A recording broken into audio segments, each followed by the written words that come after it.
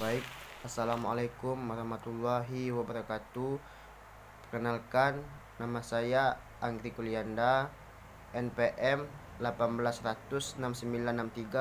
18006963201098. Prodi Ilmu Administrasi Negara Setiastis Timur Bungo.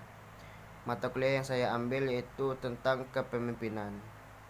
Di dalam mata kuliah kepemimpinan terdapat teori sifat kepemimpinan, yaitu dari literatur asing.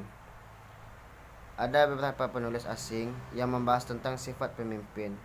Salah satu contohnya yaitu karya tulis Bapak George Terry. George Terry adalah bapak ilmu manajemen modern. Lahir di Amerika Serikat pada tahun 1909 dan wafat pada tahun 1979. Ia mengemukakan seorang pemimpin harus meliputi beberapa hal. Yang pertama yaitu sifat fisik. Sifat fisik seorang pemimpin harus sangat energik dan penuh gairah kerja. Dan pada sifat kedua yaitu sifat kepribadian. Sifat kepribadian seorang pemimpin harus memiliki sifat dewasa dalam pengendalian emosi, penuh keyakinan diri, penuh ketenangan diri, dan penuh daya kerja. Dan pada sifat yang ketiga yaitu sifat menghadapi tugas.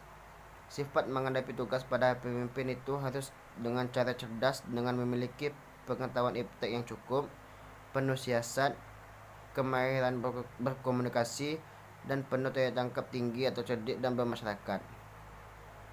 Selanjutnya yaitu kepemimpinan dan organisasi. Kepemimpinan tanpa organisasi atau wadah, maka hanya sebatas konseptual kepemimpinan. Konsep-konsep tersebut butuh tempat atau organisasi dalam pengaplikasiannya agar menjadi sebuah kepemimpinan yang efektif. Di dalam organisasi terdapat dua pertanyaan. Yang pertama yaitu sejak kapan Anda mengenal organisasi, dan pertanyaan kedua yaitu sejak kapan Anda terlibat dalam organisasi ini.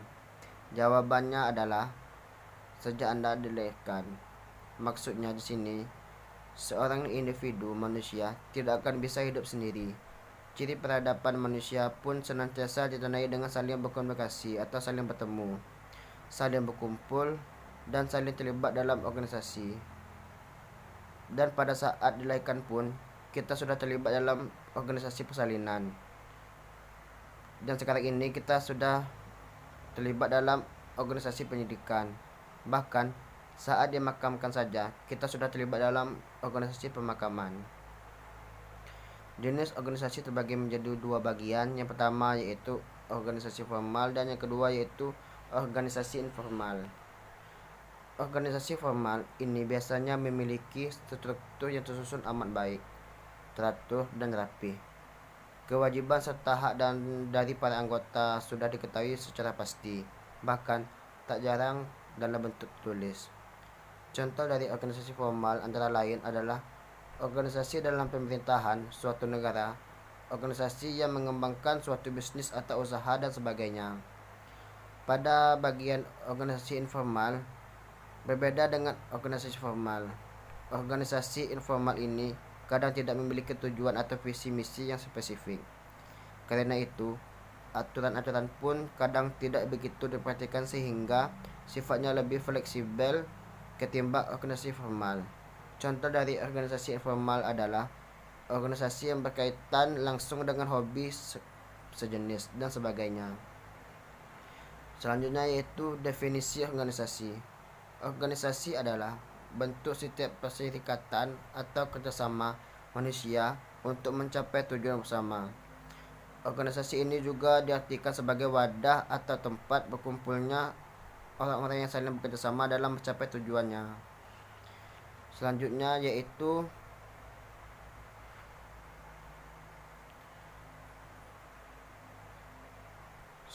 yaitu adalah kepemimpinan di dalam organisasi. Kepemimpinan dalam organisasi adalah sebuah proses di mana seorang pemimpin bisa mempengaruhi dan memberikan contoh kepada pengikutnya dalam upaya mencapai tujuan organisasi. Pemimpin yang baik bukan dilihat dari seberapa banyak orang yang menjadi pengikutnya, dan bukan juga dilihat dari seberapa lama ia memimpin. Pemimpin yang baik itu dilihat dari seberapa banyak ia mampu menciptakan sosok pemimpin yang baru. Kepemimpinan menjadi salah satu faktor penting bagi keberhasilan sebuah organisasi.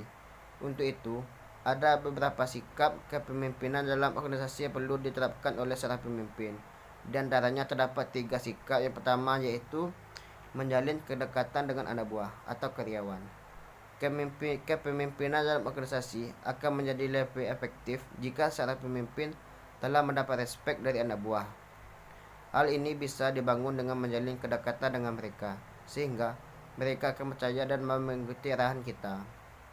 Yang kedua yaitu sikap memberikan semangat dan motivasi. Kepemimpinan dalam organisasi bukan melulu soal pangkat dan jabatan, tetapi kepemimpinan adalah bagaimana seorang pemimpin dapat memberikan semangat dan motivasi. Bahkan untuk setiap hal kecil dari pekerjaan anak buah yang Anda lakukan. Pada sikap ketiga yaitu memberikan kepercayaan dan tanggung jawab. Kepemimpinan dalam organisasi adalah tentang kepercayaan.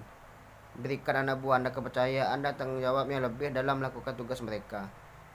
Jika ada hal yang tidak sejalan, jangan langsung menghakimi. Berikanlah dia feedback agar kedepannya mereka tidak takut salah dalam mengambil sebuah keputusan. Hal ini sangat bermanfaat untuk karyawan kita. Agar seorang dapat menjadi pemimpin yang baik, tentunya akan dibutuhkan pengalaman panjang selama bertahun-tahun di dalam sebuah organisasi. Namun, hal tersebut juga bukan lagi menjadi masalah dengan adanya jasa pelatihan kepemimpinan atau leadership training dan konsultasi untuk